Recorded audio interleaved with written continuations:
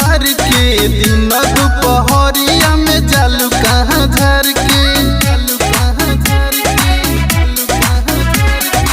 ओढ़नी उड़ावतारू कौन सेंट मार के दिन दुपहरिया में जालू कहाँ झर के अपन चढ़ली जवानिया लुटई बुका धीरे धीरे लहंगा उठई बुका निषाद जिसे गोली चल भई बुका धीरे धीरे लहंगा उठई बुका सहानी जिसे गोली चल भई बुका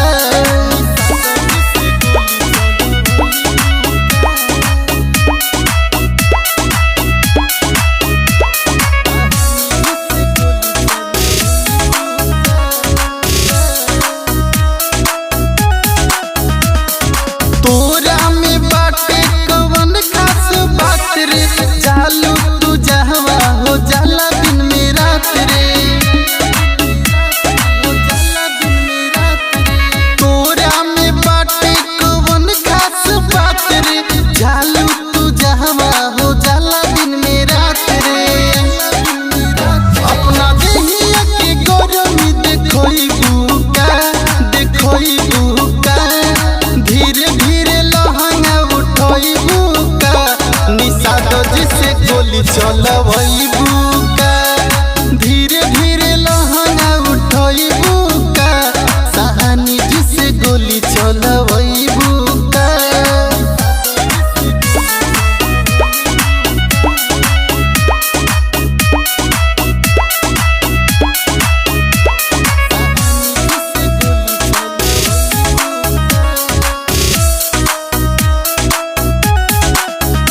राइटर शैलेश दीवाना तोहर देखले बखेला जालू का घर से करे अकेला